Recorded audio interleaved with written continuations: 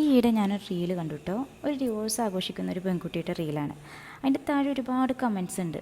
അവരെ സപ്പോർട്ട് ചെയ്യുന്ന കമൻസ് കുറേ കാണുന്നുണ്ട്. എന്നാൽ അതിലും കൂടുതൽ ആ കുട്ടിയെടുത്ത തീരുമാനത്തിനെ ചോദ്യം ചെയ്യണ കമൻസാണ്.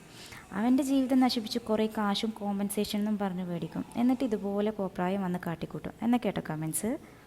ഇനി ഇതേ പെൺകുട്ടി ആ സാഹചര്യം തരണം ചെയ്യാൻ കഴിയാതെ ഡിപ്രഷൻ അടിച്ച് ഒരിക്കലും ചിന്തിക്കാൻ പാടില്ലാത്ത ആത്മഹത്യ എന്ന ഡിസിഷൻ എടുത്ത് ഒരു ന്യൂസിലൂടെ നമ്മളത് അറിഞ്ഞു കഴിഞ്ഞാൽ ഇതീ പറയുന്ന അതേ ആൾക്കാർ പറയും, ആ കുട്ടിക്ക് സ്വന്തം വീട്ടിലേക്ക് പോവാറുന്നില്ലേ, ഇല്ലെങ്കിൽ ലീഗലായി മൂവ് ഓൺ ആവാറുന്നില്ലേ എന്നൊക്കെ. സത്യത്തിൽ നമ്മുടെ സമൂഹം പെൺകുട്ടികളെടുക്കുന്ന ധീരമായ തീരുമാനങ്ങളെ ക്രിട്ടിസൈസ് ചെയ്യാനാണ് നിൽക്കുക.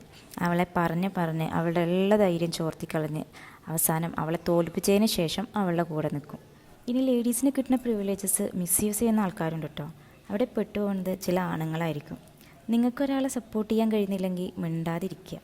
നമ്മളുടെ ഒരു വാക്ക് മറ്റൊരാളുടെ വേദന കൂട്ടുന്നതാവരുത്.